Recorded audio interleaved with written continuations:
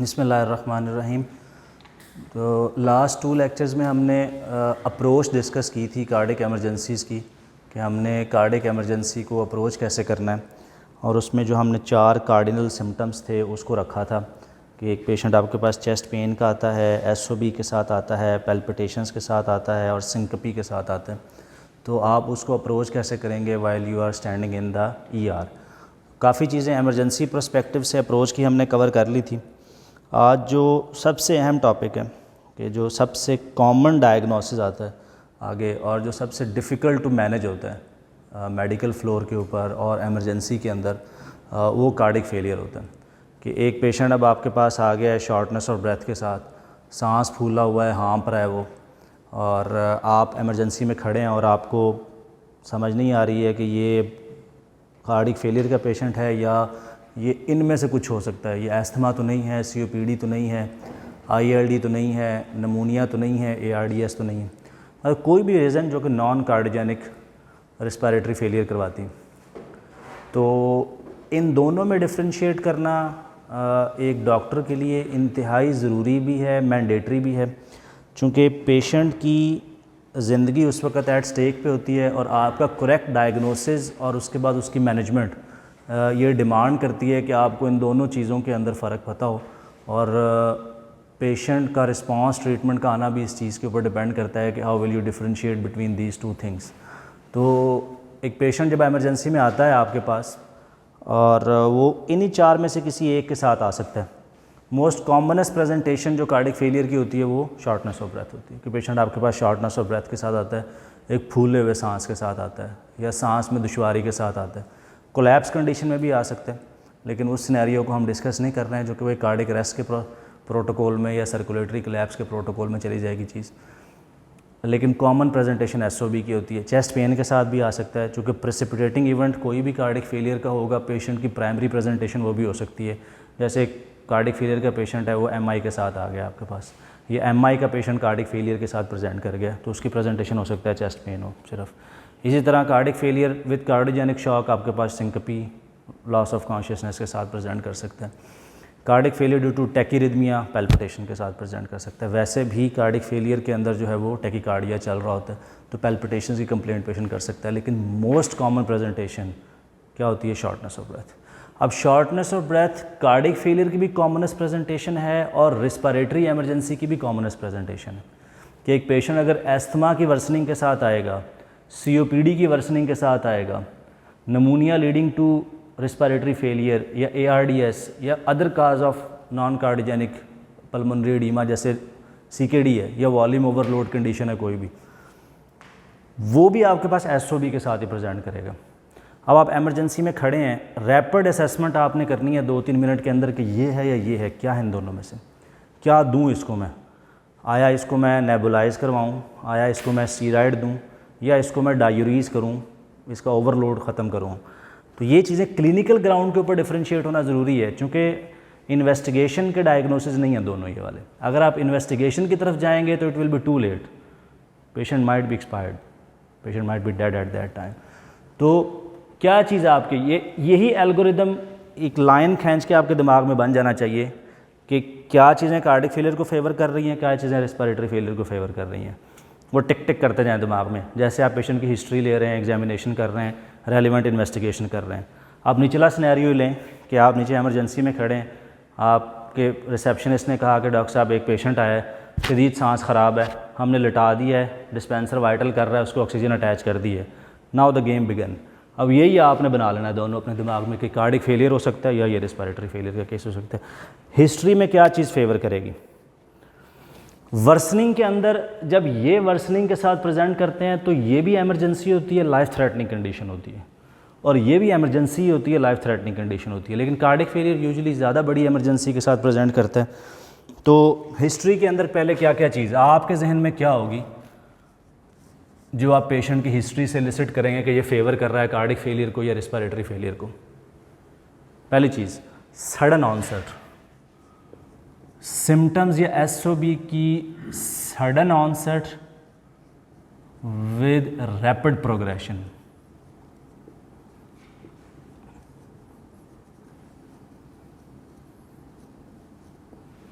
ठीक है ना। कार्डिक फेलियर को फेवर करती है टू सम एक्सटेंट इनमें भी हो सकती है प्लस माइनस, लेकिन ये यूजुअली इनमें से कोई एक डायग्नोसिस सडन ऑनसेट के साथ तो आ सकता है, लेकिन ग्रेजुअल प्रोग्रेशन के साथ आते हैं। मोस्ट ऑफ द टाइम तो ग्रेजुअल ऑनसेट के साथ आते हैं। जैसे एस्थमा है, वो कहेगा कि 2-3 दिन से डॉक्टर साहब सांस अब दोबारा से ख़राब हो रहा है, छाती से सीटियों की आवाज़ें भी आ रही हैं, घुटन भी आ रही है, रात को मसला बिगड़ जाता है मेरा, आलस सुबह ज़्यादा तकलीफ़ होती है मुझे, थोड़ी सी खांसी भी बढ़ गई है, नज़ला भी है, केरा भी गिर रहा है मुझे। अब आप कहेंगे हाँ ये एस्थमा की वर्सनिंग के साथ आ गया। COPD वाला भी इस तरह से, ओल्ड स्मोकर है, सीजनल वर्सनिंग के साथ आ गया या इन्फेक्टिव वर्सनिंग के साथ आ गया कि डॉक्टर साहब 1-2 दिन से बुखार चल रहा था, अब जो है खांसी भी बढ़ गई है, बलगम में भी इजाफा हो गया है, सांस लेने में भी दुश्वारी हो रही है मुझे अब जो है, ठीक है ना। तो ये infective worsening of COPD। ILD का नॉन केस वर्सनिंग के साथ आ गया आपके पास कि वही सेम प्रेजेंट कि डॉक्टर साहब सांस का मसला पुराना है, पंप लेता हूँ, अब सांस लेने में दुश्वारी बढ़ गई है मुझे। या ये अक्यूट प्रेजेंटेशन के साथ आया तो भी आपके पास मोस्ट कॉमनली फीवर, जो ILD acute interstitial lung disease हैं जैसे हाइपर सेंसिटिविटी, न्यूमोनाइटिस वगैरह हैं, तो आपके पास fever, myalgias, shortness of breath, cough fever के साथ प्रेजेंट करते हैं। नमूनिया टिपिकल प्रेजेंटेशन आपके पास fever with chills and rigors होता है, जो इमरजेंसी में आएगा आपके पास, OPD के अंदर नहीं। एक एटिपिकल नमूनिया केस है या माइल्ड नमूनिया केस है या वायरल ब्रोंकाइटिस या अक्यूट ब्रोंकाइटिस, वो एक माइल्ड OPD की प्रेजेंटेशन, इमरजेंसी में आ गया एक पेशेंट आपके पास इसी तरह से, इम्पेंडिंग रिस्पिरेटरी फेलियर में आ गया, fever with chills and rigors, cough with sputum, rusty colour sputum हो सकता है, ब्लडी स्पूटम हो सकता है उसका, ठीक है ना। ARDS अगेन, हाँ ARDS acute respiratory distress syndrome जो है ये और कार्डियोजेनिक फेलियर ये प्रेजेंट कर सकते हैं कि, लेकिन ARDS की अंडरलाइंग एटियोलॉजी होगी जो प्रोग्रेस किया होगा ARDS के ऊपर, क्योंकि ARDS is usually a complication of some underlying aetiology, ठीक है। तो sudden onset rapid progression of symptoms cardiac failure को प्रेजेंट कर रहे होते हैं। कौन कौन से सिम्टम्स हैं? यही है, शॉर्टनेस ऑफ ब्रेथ है आपके पास, पैल्पिटेशंस हैं, इवन चेस्ट पेन है, या सिंकपी या डिजीनेस है, ठीक है ना। पहली चीज़ आपने जो पूछी कि हाँ सडन ऑनसेट ऑफ सिम्टम्स के साथ आया था पेशेंट मेरे पास में। दूसरे नंबर पे हिस्ट्री में आपको क्या मिलेगा? रिस्क फैक्टर्स, ठीक है ना, risk factors of heart failure. दूसरा साथ ही आपका जहन में ये चला जाना चाहिए कि रिस्क फैक्टर्स हैं, क्या क्या पूछेंगे आप? Previous history of heart disease, कि भाई साहब पहले से दिल का मसला है आपको, ये पहले भी इस तरह की एपिसोड तो नहीं आ जाती। जैसे अक्सर पेशेंट बताते हैं कि डॉक्टर साहब पुराना दिल का मसला है मुझे, ये ऐसे सांस ख़राब हो जाता है, डॉक्टर जाते हैं पेशाब वाला टीका लगाते हैं, थोड़ी तबीयत मेरी संभल जाती है। क्लियर कट एक पिक्चर आते हैं पेशेंट इस तरह के भी, जो कंजेस्टिव कार्डिक फेलियर के नॉन पेशेंट होते हैं। या वैसे बताते हैं कि आप पूछते हैं कि जी पुराना कोई दिल का मसला है? हाँ जी डॉक्टर साहब दिल का अटैक मुझे हुआ था 2 साल पहले, स्टंट डले थे, उसके बाद दरमियान में आहिस्ता आहिस्ता सांस ख़राब होना शुरू हुआ है, अब तो बहुत अचानक खाना खा के मैं हटा हूँ, सांस में शिद्दत आ गई है ख़राबी के अंदर, ना बैठे बैठे सांस उलट गया मेरा, जो मैं यहाँ पे आ गया हूँ। तो ये एक हिस्ट्री आपको पता लगे कि दिल का मसला पुराना इसको था, क्या था, आगे आप प्रोब कर लेंगे जो, ठीक है ना। Previous history of heart disease,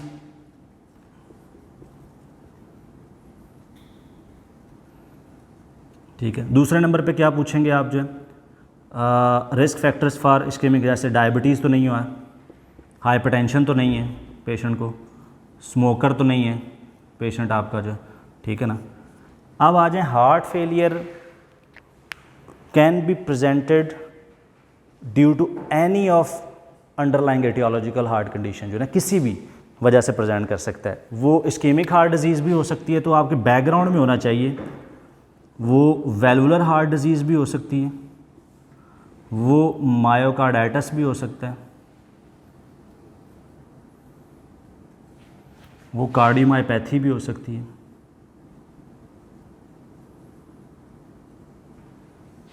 वो टैकीरिदमिया भी हो सकता है कोई,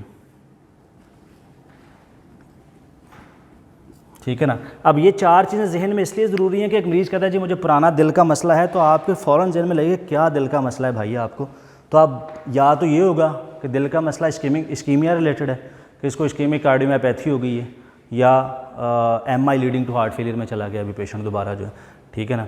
या वैल्वुलर हार्ट डिजीज़, ख़ासतौर पर यंग बंदा या बंदी आती है आपके पास कि डॉक्टर साहब पुराना दिल का मसला भी है मुझे, अभी मेरा हमल ठहरा है, 5वां महीना चल रहा है, सांस उलट गया मेरा, तो अब आपका जहन में खटका लगेगा कि हो सकता है इसको वैल्वुलर हार्ट डिजीज़ हो सकता है इसको थायराइड डिसफंक्शन हो, हाइपरथायराइडिज्म की नॉन केस हो, अभी AFib leading to heart failure के साथ आ गई हो, या tachycardia related to leading to heart failure के साथ आ गई हो। मायोकार्डाइटिस, ये सबसे सटल प्रेजेंटेशन होती है, क्योंकि मायोकार्डाइटिस वायरल होता है कॉमनली, और वायरल का प्रोड्रोम जो होता है वो रिस्पायरेटरी होता है कि पेशेंट आपके पास आएगा हल्के फुल्के फीवर, फ्लू, कफ लाइक सिम्टम्स के साथ, अब आ गया सडन वर्सनिंग या सडन शॉर्टनेस ऑफ ब्रेथ के साथ साथ डिजीनेस हो रही है, उसको स्वेटी हो रहा है पेशेंट, नॉजिया वॉमिटिंग वाली कैफियत हो रही है।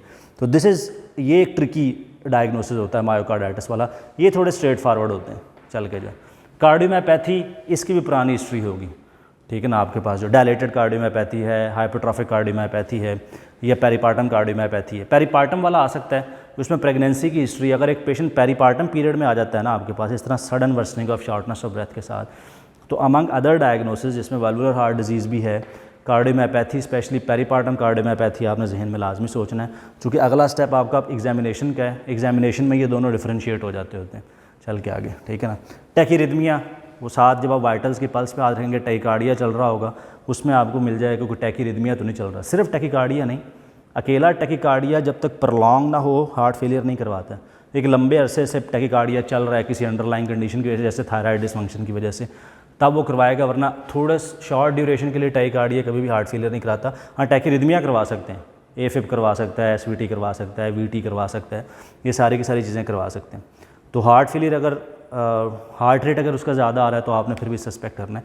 तो ये हिस्ट्री में यही चीज़ें फ़र्ज सिर्फ, वो भी आपके बैकग्राउंड माइंड के अंदर चल रही हो। जब आप हिस्ट्री उससे यूजुअल वे में शुरू करेंगे कि जी क्या मसला हुआ था, कब से शुरू हुआ था, आपको जो है पहले भी कभी इस तरह की एपिसोड हुई है, क्या कर रहे थे जिस वक्त मसला हुआ, एक्सर्शनल तो नहीं है, ठीक है ना, लेटने से भी सांस ख़राब होता है, रात को अचानक आंख तो नहीं खुलती है पहले कभी आपको सांस ख़राब होने के साथ, वही हिस्ट्री ले रहे होंगे तो सडन ऑनसेट रैपिड प्रोग्रेशन उसमें मिल जाएगी आपको, कि वो क्या है कि डॉक्टर साहब पहले कोई मसला नहीं सीखा मैंने, ये पहले हुआ था कभी लेकिन अभी ठीक था बिल्कुल, अचानक रात में सोया हूँ, आँख खुली है, सांस ख़राब हुआ है मेरा, मैं आपके पास तशरीफ़ ले आया हूँ या आपके पास आ गया हूँ मैं, या काम कर रहा था डॉक्टर साहब, मैं वो चीज़ उठाई है मैंने रखी है, सांस मेरा उल्टा है, मैं आपके पास आ गया हूँ, या थोड़ी थोड़ी तबीयत में ख़राबी आ रही थी, छाती में दर्द वज़न आ रहा था मेरे, मैंने हल्का फुल्का काम किया है, काम करने से सांस ख़राब हुआ है, आपके पास आ गया। तो एक्सर्शनल प्रीड्रोम हो सकता है, ठीक है ना।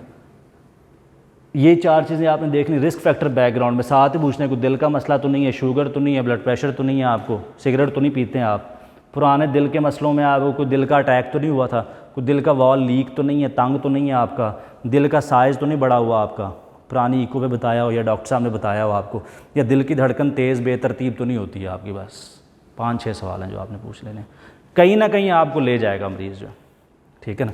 ये इस साइड पे आ गए, ये पहले रूल आउट कर लेने आपने, ठीक है ना। इसी की एग्जामिनेशन कर लेते हैं अभी आगे, ठीक है। लेकिन जब आप रियल लाइफ सिनेरियो में खड़े होंगे तब वो भी साथ साथ रूल आउट कर रहे होंगे आप।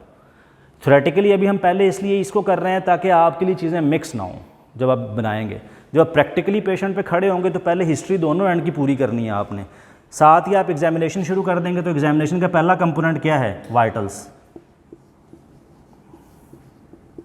अब हिस्ट्री में थोड़ी सी कार्डिक वाली मिल रही है आपको, तो वाइटल्स में क्या चीज़ आप एक्सपेक्ट कर रहे हो कि मुझे कार्डिक फेलियर के प्रोस्पेक्टिव में क्या मिलना चाहिए? हाँ, लो ब्लड प्रेशर। पहले तो पल्स पे आ जाए ना, पल्स विल बी टैकी, ठीक है, क्योंकि लो आउटपुट स्टेट है हार्ट फेलियर में पेशेंट, हार्ट फेलियर में हाइपोक्सिया भी हो रहा होता है पेशेंट को, लो आउटपुट स्टेट भी होती है, उसकी कंपनसेशन में सिंपैथेटिक डिस्चार्ज बड़ा होता है, तो हार्ट टैकीकार्डिया तो चल ही रहा होता है पेशेंट को ना। अब वो ईसीजी पे देखेंगे कि टैकीरिथमिया है या सिंपल साइनस टैकीकार्डिया है।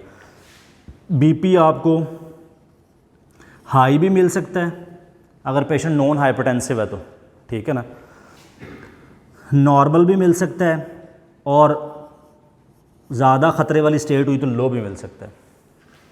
Either it will B high, normal और लो, 3 कंडीशन में से एक हो सकती हैं कि या तो बीपी आपको हाई मिलेगा, इसका मतलब ये था कि पेशेंट डायबिटिक हाइपरटेंसिव है, जो टिपिकल सिनेरियो है, डायबिटिक हाइपरटेंसिव पेशेंट है, पुराना इस्केमिक हार्ट डिजीज़ का नॉन केस भी है, अभी आपके पास sudden onset rapidly progressive shortness of breath के साथ आ गया, बैठा हुआ है, लेट भी नहीं पा रहा है चूँकि ऑर्थोपनिया बहुत ज़्यादा है, आपने ऑक्सीजन अटैच की हुई है, पल्स देखी है 120 पर मिनट चल रही है, आपको रेगुलर लग रही है, बीपी चेक किया है 180/100 है ब्लड प्रेशर, ठीक है ना। तो hypertension might be the triggering factor for this episode. तो अभी आपने साथ साथ ट्रिगर्स भी देखने हैं, क्योंकि वो भी हम डिस्कस करेंगे कि जहन में ये भी चल रहा हो आपके ये अब क्यों ट्रिगर हुआ है, ठीक है ना। क्योंकि एंड पे जब आप डायग्नोसिस बनाएंगे तो that will be a consolidated diagnosis. The patient has acute decompensated heart failure due to aortic stenosis या due to mitral stenosis precipitated by what? Poor compliance and control or LRTI or drugs some और क्या हो सकता है इसके अलावा जो new onset MI या न्यू वॉल्वुलर इनकम्पिटेंस, ठीक है ना। तो ये diagnosis, underlying aetiology, precipitating event, ये तीन चीज़ें खड़े होकर आपने निकालनी है, क्योंकि इलाज इन तीनों चीज़ों पे होना है। अंडरलाइंग एटियोलॉजी भी कंट्रोल करनी है, जो डायग्नोसिस निकला है उसका इलाज भी करना है, जो प्रेसिपिटेटिंग इवेंट है उसे भी ख़त्म करना है आपने। जैसे सिंपल वाइटल्स में, पल्स में कॉमनली आपको टैकीकार्डिया मिलेगा, ब्लड प्रेशर हाई भी हो सकता है, नॉर्मल भी, लो भी। Respiratory rate, usual response tachypnoea होता है। अगर तो लो रिस्पिरेटरी रेट है तो इसका मतलब इम्पेंडिंग रिस्पिरेटरी अरेस्ट में जा रहा है पेशेंट, फटीग हो गया, मसल्स उसके, थक रहा है वो। टेम्परेचर देखना बहुत ज़रूरी है। क्यों ज़रूरी है? ताकि आपको आइडिया हो सके कि अंडरलाइंग इन्फेक्टिव प्रेसिपिटेटिंग इवेंट तो नहीं चल रहा है कोई। सो ये मिस नहीं करना है कि आप कहें कि शॉर्टनेस ऑफ ब्रेथ का पेशेंट आया तो टेम्परेचर का क्या है, इसको कोई रेलिवेंस नहीं है। नहीं, रेलिवेंस है, बहुत ज़्यादा है, क्योंकि हमारे पास कॉमन प्रेसिपिटेशन जो होती है मोस्ट ऑफ द टाइम किसी ना किसी इन्फेक्टिव प्रोसेस की आ रही होती है। जैसे आजकल डेंगी है, डेंगी प्रेसिपिटेट कर देता है, कोविड कर देता है प्रेसिपिटेट, सिंपल फ्लू प्रेसिपिटेट कर देता है, LRTI नमूनिया ये प्रेसिपिटेट कर देते हैं कार्डिक फेलियर को, जो है ना। GCS लाजमी असेस करें कि पेशेंट ड्राउजी तो नहीं हो रहा। अगेन एक फटीग्ड होता हुआ पेशेंट, ड्राउजी होता हुआ पेशेंट, ये हाई मॉर्टेलिटी को शो करता है। इसका मतलब पेशेंट थक रहा है बहुत ज़्यादा, ठीक है ना। अभी जाएगा आपके हाथ से अगर आपने मैनेज ना किया फौरी उसको, जो है ना। या लो आउटपुट स्टेट को शो कर रहा होता है, क्योंकि that shows poor cerebral perfusion, जो है ना, अगर GCS लो हो रहा है उसका। BSL लाजमी चेक कर लिया करें साथ, ये पार्ट ऑफ द वाइटल बना लें अपना जो। देन चेस्ट में ये 4 चीज़ें असेस करनी है आपने, बहुत ज़रूरी हैं। JVP पहले नंबर पे अक्सर मिस हो जाती होती है, JVP लाजमी देख लें। कॉमनली अगर तो अंडरलाइंग कंजस्टिव कार्डिक फेलियर है, अभी एक्यूट डिकम्पनसेशन के साथ आया, JVP बड़ी होगी उसकी। हाँ, एक सिनेरियो ये हो सकता है नॉन कार्डियोजेनिक रेस्पिरेटरी फेलियर का, कि इन किसी कंडीशन की वजह से कॉर पल्मोनल हुआ हो और उसकी वजह से JVP बड़ी हो पेशेंट की। लेकिन यूजुअली जो हम देखते हैं क्लिनिकल सिनेरियोज़ के अंदर, ज़्यादातर left heart failure leading to right heart failure and elevated JVP ये आ रहा होता है सिनेरियो, जो है ना। एपेक्स बीट लाजमी देखें कि डिस्प्लेस तो नहीं है। डिस्प्लेस एपेक्स बीट का मतलब ये है कि पेशेंट कार्डिक फेलियर के अंदर ही है, already congestive cardiac failure case अभी आपके पास डिकम्पनसेशन के साथ आ गया। देन ऑस्कल्टेशन के ऊपर गैलप रिदम या मरमर, ये 2 चीज़ों पे फोकस करना है आपने। गैलप किसको कहते हैं? S3 एंड S4 के ऊपर, ठीक है ना। S3 गैलप आ सकता है, S4 गैलप विद टैकीकार्डिया, ठीक है ना। जब रेट स्टेबल होता है तो फिर हम इसको एडिशनल साउंड कहते हैं S3 S4 जो। लेकिन जब टैकीकार्डिया चल रहा होता है, ठीक है ना, तो उसमें ये गैलप लाइक साउंड प्रेजेंट करते हैं। दोनों इकट्ठी आ रही हो S3 S4, इसको सम्मेशन गैलप कहते हैं, ठीक है ना। तो आम तौर पे वैसे टिपिकल सिनेरियो के अंदर कंजस्टिव कार्डिक फेलियर का पेशेंट है, अभी डिकम्पनसेशन के साथ है, सम्मेशन गैलप ही आ रहा होता है, S3 S4 दोनों आ रही होती। मरमर, फिर आपको अंडरलाइंग एटियोलॉजी में वैल्वुलर हार्ट डिजीज़ मिल जाएगी अगर आपको मरमर मिल जाता है। मिड डायस्टोलिक मरमर मिल जाता है आपको, इजेक्शन सिस्टोलिक मरमर मिल जाता है, हॉलो पैन सिस्टोलिक मरमर मिल जाता है, या अर्ली डायस्टोलिक, ठीक है ना। मिड डायस्टोलिक मरमर MS का होता है माइट्रल एरिया के अंदर। आपने यहाँ पे बेल के साथ सुना, लेफ्ट लेटरल पोजीशन में मिड डायस्टोलिक मरमर आ रहा था, MS का पेशेंट है। साथ S1 वेरिएबल हो सकती है उस वक्त अगर AFib चल रहा है, लाउड हो सकती है S1, ठीक है ना। नहीं तो पैन सिस्टोलिक मरमर आ रहा है, S1 soft, again apical area के ऊपर in left lateral position, MR का मरमर है ये, ठीक है ना। इजेक्शन सिस्टोलिक मरमर आ रहा है एओर्टिक एरिया के ऊपर जो, ठीक है ना। ये एओर्टिक स्टेनोसिस का मरमर है। अर्ली डायस्टोलिक मरमर आ रहा है आपके पास A2 एरिया के ऊपर या लेफ़्ट पैरास्टर्नल बॉर्डर के ऊपर, अपर लेफ़्ट पैरास्टर्नल बॉर्डर के ऊपर, ये AR का मरमर है। अगर इनमें से कोई चीज़ आ सकती है, आ जाती है, तो अंडरलाइंग एटियोलॉजी में भी वेल्वुलर हार्ट डिजीज़ या precipitating event might be new regurgitant murmur, ठीक है ना। न्यू लीकिंग मरमर आ जाए अगर, तो वो प्रेसिपिटेटिंग इवेंट हो सकता है एक्यूट हार्ट फेलियर का, ठीक है ना।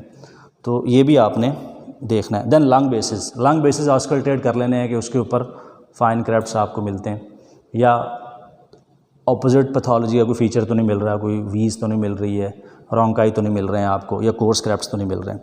सो ये कार्डिक फेलियर की ब्रीफ सी एक हुआ है। हिस्ट्री में क्या देखेंगे आप, वाइटल्स में क्या देखेंगे, चेस्ट में क्या आप ऑस्कल्टेट करेंगे उस वक्त जो, ठीक है ना। अब इसे कंपैरिजन में रिस्पिरेटरी पे आ जाएं।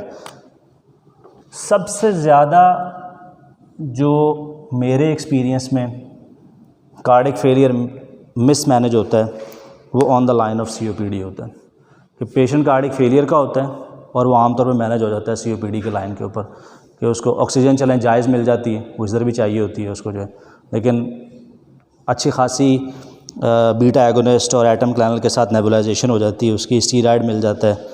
अब वो उसको ऑक्सीजन मिलने से थोड़ा बहुत ब्रोंकोडायलिटेशन होने से वो सिम्टोमेटिकली इंप्रूव कर जाता है, लेकिन लेटर ऑन डिटीरिएट कर जाता है पेशेंट आपका, ठीक है ना। वो क्यों होता है, क्योंकि आपने डायग्नोसिस सही नहीं बनाया होता। तो ये चीज़ें पहले आपने देखनी है साथ। अब इसके ऑपोजिट आ जाएं कि what will you find in these things. जैसे मैंने पहले बताया कि यूजुअली सडन ऑनसेट नहीं होता पल्मोनरी काज का, रिलेटिवली किसी हद तक ग्रेजुअल ऑनसेट होता है और ग्रेजुअल प्रोग्रेशन होती है उसकी अगेंस्ट द कार्डिक पैथोलॉजी जो, ठीक है ना। अगर प्योर रेस्पिरेटरी एटियोलॉजी के साथ पेशेंट आता है आपके पास जो है, उसमें आपके पास SOB के साथ आएगा पेशेंट। क्या प्रिडोमिनेंट सिम्टम्स हो सकते हैं, SOB हो सकता है, वीज हो सकती है, कफ हो सकती है, स्पूटम हो सकता है, फ्लू लाइक सिम्टम्स हो सकते हैं।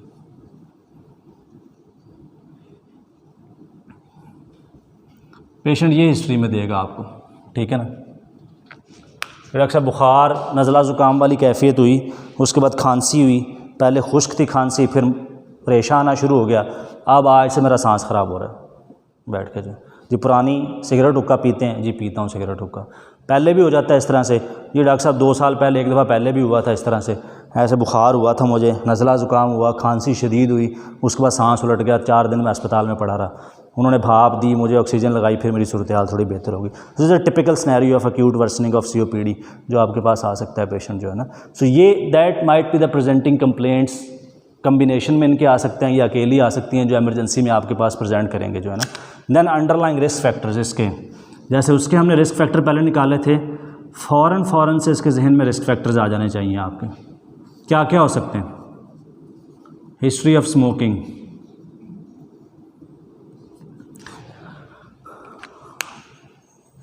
Cardiac versus respiratory risk factors के अंदर जो है ना, जो इसके रिस्क फैक्टर्स हैं वो ज़्यादातर पर्सनल हैबिट्स और पर्सनल हेल्थ से रिलेटेड है कार्डिक के, उसके ऑक्यूपेशनल हैं या एनवायरमेंटल हैं ज़्यादा। तो ये बहुत बड़ा क्लियर डिफरेंस है दोनों चीज़ों के अंदर, मतलब मिक्स होने वाली चीज़ें नहीं हैं आपस में। उसमें डायबिटीज़ है, हाई ब्लड प्रेशर है, नोन केस है वेलवुलर हार्ट डिजीज़ का, नोन केस है इस्केमिक हार्ट डिजीज़ का, कार्डियोमायोपैथीज़ हैं उसमें, ठीक है ना। फैमिली हिस्ट्री है, प्रीवियस हिस्ट्री है हार्ट डिजीज़ की। एक हमने नहीं पीछे मिस किया, थायराइड डिसफंक्शन, थायराइड की हिस्ट्री हो वो लाजमी ले लेनी है आपने जो, ठीक है ना। इधर रिलेटिवली डिफरेंट है, ठीक है ना।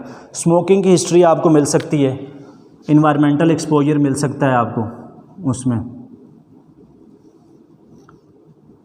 ठीक है ना, जिसमें एलर्जन एक्सपोजर आप पूछ सकते हैं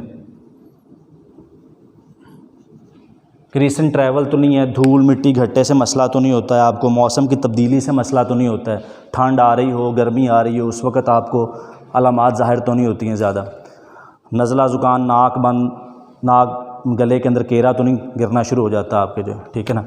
हिस्ट्री ऑफ एटोपी,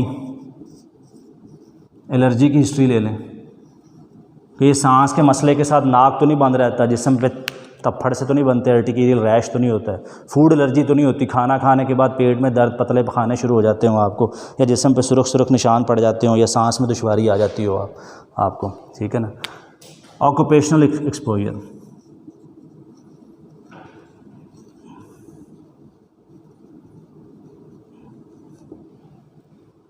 एक मरीज़ कहता है कि डॉक्टर साहब पल्लेदार हूँ, मैं मज़दूर हूँ, काम करता हूँ, अभी ये गंदम का सीज़न आया है अब आजकल बोरियां उठा रहे हैं गंदम की, तो मेरा सांस बंद हो जाता है। जब भी काम पे जाता हूँ, थोड़ी देर काम करता हूँ, सांस बंद हो जाता है मेरा, ठीक है ना। एक कॉटन फैक्ट्री में काम करता है, ठीक है ना, वो कहता है कि जी काम पे जाता हूँ सांस बंद हो जाता है मेरा, उसके साथ जो है ना। तो क्लियर कट आपको हिस्ट्री देंगे वो लोग कि हमें काम के साथ इशू होता है, मसला होता है। कई दफ़ा नहीं बता पाते वो, लेकिन आप उनसे सवाल पूछते हैं कि ऐसा जब 1-2 दिन छुट्टी करते हैं, आप काम पे नहीं जाते हैं, तब थोड़ी तबीयत बेहतर तो नहीं होती? हाँ, वो कहते हैं जी बेहतर होती है। तब बेहतर होती है, काम के दौरान वर्स होती है। उन्हें खुद भी आइडिया नहीं हो रहा होता कि हमारा मसला बिगड़ कहाँ से रहा है। आप थोड़ा सा प्रोब करते हैं, आइडिया हो जाता है। लेकिन ये इतनी डिटेल में नहीं पूछने हैं आपने, या आपने उस वक्त जज करना है कि जी काम क्या करते हैं आप, ये पूछ लें। पुराना कोई एलर्जी का मसला तो नहीं है, सिगरेट तो नहीं पीते हैं, घर आपका या काम की जगह के आसपास धूल मिट्टी घट्टा ट्रैफिक का एक्सपोजर, फैक्ट्री एरिया तो नहीं है पास आपके जो, ठीक है ना। फिर एनवायरमेंटल एक्सपोजर के अंदर सबसे बड़ी चीज़ जो है पेट्स एंड एनिमल्स, ये बहुत ज़रूरी है पूछना। एक बंदा कहता है कि डॉक्टर साहब कबूतर रखे हैं मैंने पिछले साल जो है ना, तो रखे थे, फिर 1-2 महीने मसला हो गया, फिर मैंने निकाल दिए सारे के सारे, मर गए मेरे कबूतर। अब दोबारा उठा के लेके आया हूँ 1-2 महीने से, फिर मेरा सांस बंद है, सांस लेने में दुश्वारी हो रही है, ठीक है ना। वो स्टेटाकोसिस भी हो सकता है, हाइपर सेंसिटिविटी न्यूमोनाइटिस भी हो सकता है उस पेशेंट को जो है ना। तो पेट्स एंड एनिमल्स, कईयों को ये मुर्गी की बिट्ठों से मसला हो जाता होता है, ये कबूतर की बिट्ठों से, उनके परों से, उससे मसला हो जाता होता है, ठीक है ना। जानवरों के वेस्ट से उससे इशू हो जाता होता है। तो ये लाजमी पूछना है एनवायरमेंटल एक्सपोजर के अंदर। तो ये 3-4 लाइनों के अंदर ये रिस्क फैक्टर आपने निकाल लेने हैं फ़ौरन जो है ना। अगेन अब नीचे आप वाइटल्स पे आ जाएंगे इसके। आप what will you find, pulse tachy होगी इसके अंदर भी। क्यों टैकी होगी? पेशेंट ब्रोंकोस्पैज़म में है या हाइपोक्सिया में है पेशेंट आपका, वो सिंपैथेटिक डिस्चार्ज को या सिंपैथेटिक स्टिमुलेशन करता है, उससे टैकीकार्डिया हो जाता है। रिस्पिरेटरी रेट टैकेपनिया होगा पेशेंट को। बीपी यूजुअली नॉर्मल होगा या थोड़ा सा ज़्यादा होगा। लो है अगर बीपी, इस केस में that shows what, low blood pressure in setting of pulmonary aetiology indicates what, septic shock. Patient underlying septic shock के अंदर, या कंकॉमिटेंट कार्डिक फेलियर भी है उस पेशेंट को। तो नॉर्मली बीपी को ख़राब नहीं होना चाहिए इस पेशेंट के। हाँ, बढ़ा हुआ हो सकता है थोड़ा सा कि सिंपैथेटिक स्टिमुलेशन की वजह से, कंपनसेटरी रिस्पांस की वजह से बीपी थोड़ा सा बढ़ गया हो। बहुत आते हैं इस तरह के पेशेंट, आपने देखा भी होगा अक्सर को कि आप जैसे उनको ऑक्सीजन लगाते हैं, थोड़ा सा फ्लूइड लगाते हैं, ब्रोंकोस्पैज़म उनका रिलीव करते हैं, बीपी नीचे आ जाता है, रेदर देन कि आप उसको कोई फौरी वो दे दें, ठीक है ना। अच्छा, चौथी चीज़ जो है टेम्परेचर, यहाँ ज़्यादा ज़रूरी है क्योंकि ये सारी की सारी कंडीशन इन्फेक्टिव वर्सनिंग के साथ आती होती हैं आपके पास। Infective worsening of asthma, infective worsening of COPD, infective worsening of ILD/ब्रोंकिक्टेसिस, इन्फेक्टिव नमूनिया है, इन्फेक्टिव प्रोसेस, ARDS सबसे कॉमनेस्ट रीज़न इसकी अंडरलाइंग नमूनिया, ठीक है ना। अगेन GCS देख लें आप, इसमें GCS क्यों ज़रूरी है देखना, वाई? हाइपोक्सिक एन्केफेलोपैथी को रूल आउट करने के लिए एक चीज़। दूसरे नंबर पे CO2 नार्कोसिस को, respiratory failure leading to CO2 retention, hypercapnia leading to CO2 narcosis, दोनों चीज़ें अल्टर्ड मेंटल स्टेटस करवाती हैं, ठीक है ना। तो GCS एक पेशेंट का कम है, या तो हाइपोक्सिया चल रहा है या हाइपरकैपनिया चल रहा है उसको, ठीक है ना। तो बहुत ज़रूरी है ये देखना, इसके बगैर आप कहीं नहीं पहुंच पाएंगे, ठीक है ना। अगर GCS अल्टर्ड मेंटल स्टेटस के साथ आता है, एग्रेसिव है पेशेंट बहुत ज़्यादा, आप सैचुरेशन आपने देखी वो तो 88-90% तक आ रही है, आपने ऑक्सीजन दे दी 10-15 मिनट तक जो है, अभी रुक जाए। सो GCS आपने असेस करना है 2 चीज़ों के लिए, हाइपोक्सिक इनकैफ या CO2 नार्कोसिस। हाइपोक्सिक इनकैफ को कैसे करेक्ट करेंगे आप ऑक्सीजन दे के, CO2 नार्कोसिस को कैसे करेक्ट करेंगे? क्या करते हैं आप?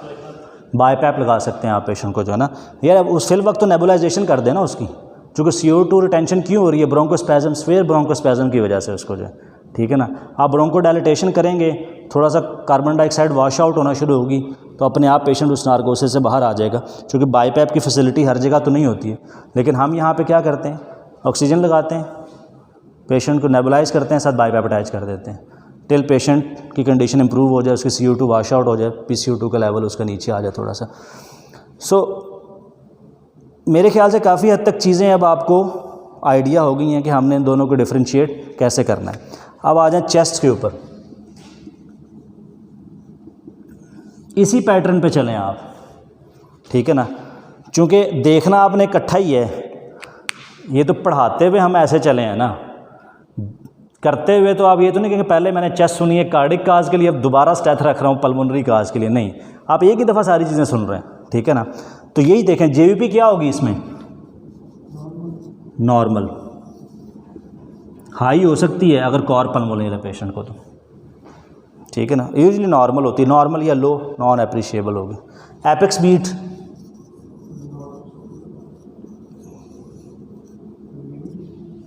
नॉट डिस्प्लेस्ड, या मिलेगी नहीं, जैसे COPD के अंदर जो है बैरल शेप चेस्ट हुई होती है, एपेक्स बीट आपको अप्रिशिएट ही नहीं होती, मिलती नहीं, ठीक है ना। अब आ जाए चेस्ट ऑस्कल्टेशन के ऊपर, जो है प्रीकॉर्डियम में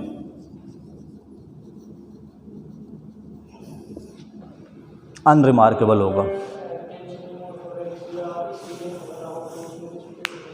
हो सकती है, बिल्कुल हो सकती है, उसमें हो सकती है, लेकिन वो अगले स्टेप पे आप आ जाएंगे ना तो आपको आइडिया हो जाएगा कि जब आप उस केस में प्रीकॉर्डियम को ऑस्कल्टेट करेंगे तो आपको कुछ भी नहीं मिलेगा, ना आपको गैलप रिदम मिलेगा, ना आपको मरमर मिलेगा आपको, ठीक है ना, ना आपको सॉफ्ट S1 या लाउड S1 मिलेगी, ना आपको लाउड P2 मिलेगी, कुछ भी नहीं।